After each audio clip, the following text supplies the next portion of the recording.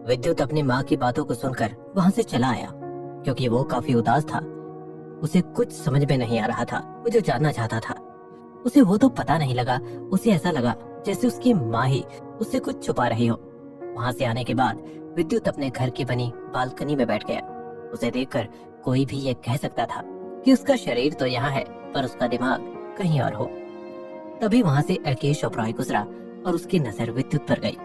उसे इस तरह परेशान खड़ा देखकर उसके पास गया और उसने विद्युत से कहा, क्या हुआ विद्युत, तुम इतने परेशान क्यों लग रहे हो? राकेश को देखकर विद्युत को लगा कि अब वही है जो उसे इस मुश्किल से निकाल सकते हैं, क्योंकि वो उनसे काफी सारी बातें शेयर किया करता था। इस पर विद्युत ने अपने चाचा से कहा, चाचा जी मुझे आपसे बात करनी है। हाँ बताओ विद्युत, क्या बात है? तुम इतना परेशान क्यों हो? मैं देख रहा हूँ कुछ दिनों से तुम काफी ज्यादा परेशान लग रहे हो और मुझे कुछ बताते भी नहीं। मुझे रात में एक सपना आता है जिसमें ऐसा लगता है जैसे कोई मुझे मदद के लिए बुला रहा हो। कल दोबारा से मुझे वही सपना आया। माँ से जब इस बारे में बात की तो उन्होंने ये कहा कि ये मेरा भ्रम होगा, पर उनकी बातों से ऐसा लग रहा था जैसे वो इस सपने के बारे में जानती हो। अरे विद्युत, सपने भी कभी सच होते हैं जो तुम उस सपने को लेकर बैठ गए हो? और वैसे भी तुम कब से इन बातों पे विश्वास करने लगे? इस पर विद्युत ने अपने चाचा की तरफ देखा। उनकी आंखों में कई सवाल थे और उसने अपने चाचा से कहा, ऐसी बात नहीं है चाचा जी, कुछ चीजें ऐसी होती है जिस पर विश्वास करना पड़ता है। जैसे एक बात, डॉक्टर तिवारी की मौत हो गई। ये सुनकर राकेश बहुत ज्यादा हैरान हुआ, क्योंकि उसे इस बारे में कुछ नहीं पता था। क्या तिवारी की मौत हो गई? पर कब हुई? कल जब मैं वहाँ गया तो मुझे नर्स ने बताया। मुझे ऐसा क्यों लग रहा है, डैड को जहर देना, तिवारी डॉक्टर की मौत, सब कुछ एक कड़ी में जुड़ा हुआ है। इस पर राकेश ने विद्युत के कंधे पर हाथ रखकर कहा, अगर ऐसा है तो मैं इसका पता लगा कर रहूंगा। तुम चिंता मत करो और तुम अपने प्रोजेक्ट पर ध्यान दो, क्योंकि मैं नहीं चाहता कि तुम्हारा ध्यान अपने प्रोजेक्ट से हटे, क्योंकि तुम्हारे पास वक्त बहुत ही कम है अपने आप को साबित करने का। वो तो आप ठीक कह रहे हैं, पर फिर भी मुझे कुछ बातें जाननी है।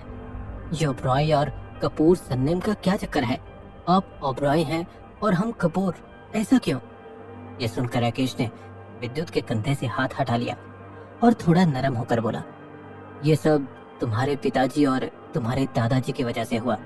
उन लोगों में कभी भी नहीं बनती थी, जिस वजह से तुम्हारे दादाजी ने तुम्हारे डैड को जायदाद से बेदखल कर दिया और तुम्हारे डैड ने अपने दम पर ये कपूर इंडस्ट्री खड़ी की।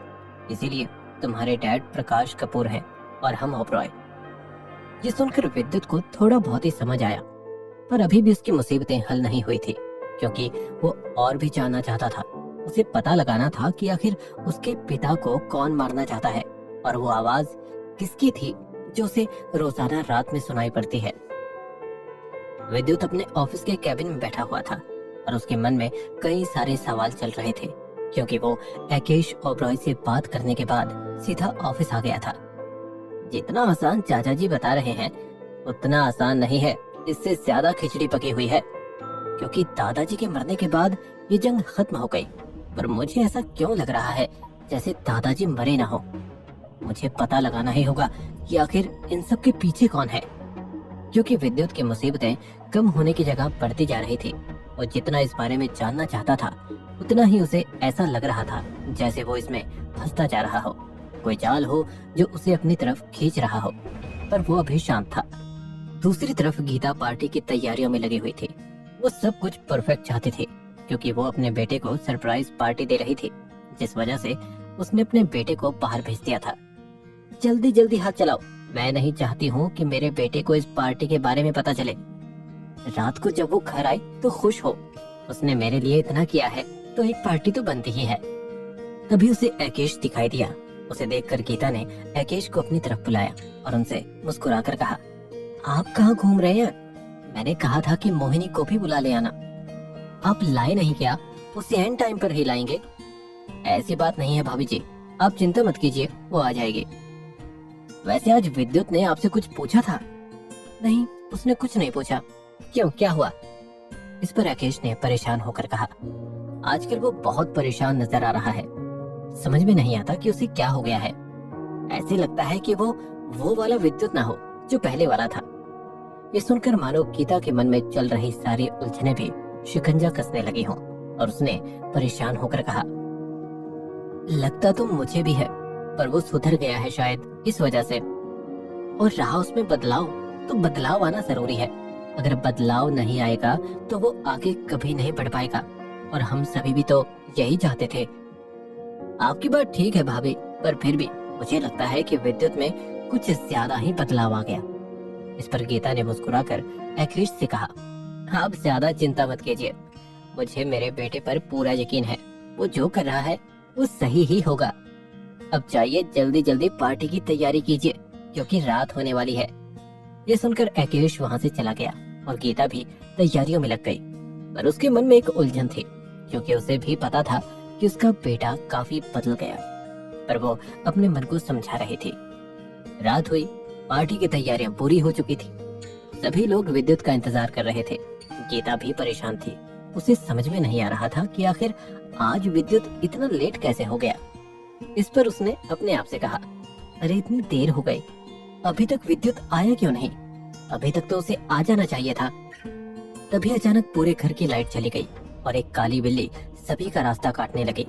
यह देखकर गीता काफी घबरा गई। अचानक से तेज हवाएं चलने लगी। ऐसा लग रहा था मानो कोई अनहोनी होने वाली हो।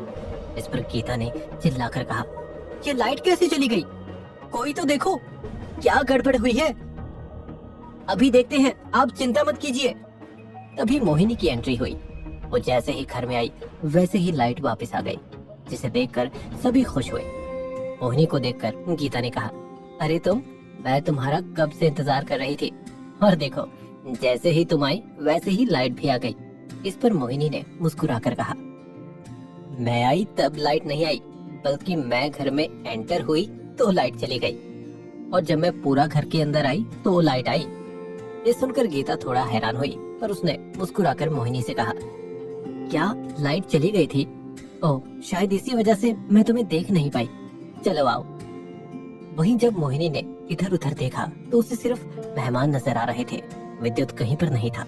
विद्युत को ना देखकर मोहिनी ने गीता से कहा, वैसे विद्युत कहीं नजर नहीं आ रहा, जिसके लिए पार्टी रखी है वही गायब। इस पर गीता ने मुस्कुराकर कहा, वो आ रहा होगा, मैंने उसे ऑफिस भेज दिया था, क्योंकि मैं नहीं चाहती थी कि विद्युत को पार्टी के बारे में पता लगे। मैं उसे सरप्राइज देना चाहती थी। हो भाभी, मुझे पता है आप अपने बेटे से बहुत प्यार करती हैं, और करना भी चाहिए। आखिर वो अब काफी होनहार हो गया है। मैंने सुना उसमें काफी चेंज आया है। गीता ने मोहिनी की तरफ मुस्कुराकर कहा, हाँ, शायद ये सब ऊपर वाले की मेहरबानी है, जो अब वो इतना बदल गया, और मुझे बहुत खुशी है वो अपने आप को काबिल बनाना चाहता है। हाँ हाँ, क्यों नहीं, वो जरूर काबिल बनेगा। आखिर कपूर खानदान का इकलौता वारिस है, और उसे काबिल बनना भी चाहिए। ये सुनकर गीता बहुत ही खुश हुई, पर उसे नहीं पता था कि मोहिनी के मन में कुछ और ही चल रहा था। मोहिनी जादू टोना में माहिर थी। वो अक्सर जादू टोना और तांत्रिक विधियां सीखा करती थी। इस बारे में किसी को कुछ नहीं पता था। दूसरी तरफ ईशा रेस्टोरेंट में बैठी विद्युत का इंतजार कर रही थी। पता नहीं आज ईशा के दिल में भी काफी हलचल थी। भले ही वो विद्युत को ज्यादा पसंद नहीं करती थी, पर फिर भी उसके बुलाने पर वो चली आई। पर विद्युत के न आने पर ईशा काफी परेशान थी। ये अभी तक आया क्यों नहीं? अब तक तो आ जाना चाहिए था। मैंने पहले भी ऐसे ही इंतजार किया था। नहीं नहीं, ये सब मैं क्या सोच रही हूँ? तब बात अलग थी और अब बात अलग है। शायद वो किसी मुसीबत में न फंस गया हो। ईशा काफी परेशान थी। उसके दिल में अजीब सी बेचैनी हो रही थी। ऐसा लग रहा था जैसे कुछ गलत होने वाला हो। मुझे इतनी बेचैनी क्यों हो रही है?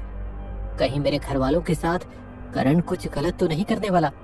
कहीं उसे पता तो नहीं लग गया कि मैं विद्युत कपूर के साथ रेस्टोरेंट में आई हूँ? अगर उसे पता लग गया तो वो कुछ भी कर सकता है। ऊपर से ये भी पता नहीं कहाँ रह गया। अभी तक तो इसे आ जाना चाहिए था। ईशा टेबल पर बैठी बैठी यही सब सोच रही थी। उसने अपना फोन उठाया तो देखा 10 बज चुके थे, पर अभी तक विद्युत कपूर का कोई पता नहीं था। अब वो और ज्यादा इंतजार नहीं कर सकती थी, और उसने अपने आप से कहा, बात हुआ, अब मुझे जाना चाहिए। अगर वो आएगा तो कह दूंगी तुमने जो टाइम दिया था तुम उस टाइम पर आए ही नहीं। मैं और इंतजार नहीं कर सकती। ये कहकर ईशा वहां से निकल गई। दूसरी तरफ विद्युत अपनी फैक्ट्री को चलता हुआ देख रहा था और जोर जोर से चिल्ला रहा था, क्योंकि उसकी फैक्ट्री के साथ उसके सारे सपने भी चल रहे थे। नहीं, ये कैसे हो गया? ये सब किसने किया? मेरी सारी मेहनत बर्बाद हो गई। और ये कहकर वो जोर जोर से चिल्ला रहा था। उसकी चीख पूरे माहौल में गूंज रही थी, क्योंकि उस समय ज्यादा हलचल नहीं थी। फैक्ट्री को जलते देख उसे ऐसा लग रहा था मानो सब कुछ खत्म हो गया। अब वो कभी भी कपूर इंडस्ट्री को हासिल नहीं कर पाएगा, ना ही अपनी माँ का नाम रोशन कर पाएगा। जिस किसी ने भी ये किया है, मैं उसे छोड़ूंगा नहीं। उसने मेरे साथ दुश्मनी मोल लेकर अपनी मौत को बुलाया है। जो कोई भी है, अब उसे इसका हर्जाना भुगतना पड़ेगा। उसने मेरा सपना, मेरा आगे बढ़ने का रास्ता, सब कुछ छीन लिया। मैं उसे इस तरह से नहीं जीने दे सकता। विद्युत के मन में वही आग चल रही थी जो उसके फैक्ट्री में लगी हुई थी, क्योंकि वो पूरी तरह से टूट चुका था। पर उसके अंदर अब बदले की भावना थी। वो समझ रहा था कि ये सब एक सोची समझी चाल थी, पर वो इस चाल के चालसाजों का पता लगाना चाहता था, क्योंकि उसके पास बस 3 महीने थे। अब उसकी मुश्किलें काफी ज्यादा बढ़ चुकी थी। विद्युत ने किसी को फोन लगाया। जल्दी आ जाइए, सब कुछ खत्म हो गया, सब कुछ बर्बाद हो गया। मेरा सपना, मेरा करियर, सब कुछ। वहीं दूसरी तरफ आग बुझाने के लिए फायर ब्रिगेड की टीम पहुंच चुकी थी और वो आग को बुझा रही थी। पर अब जो विद्युत कपूर के दिल में आग लगी थी, उसे बुझाने वाला कोई नहीं था। आखिर अब विद्युत क्या करेगा? क्या अब वो हार मान लेगा? जानने के लिए सुनिए किंग बाय चांस का अगला एपिसोड।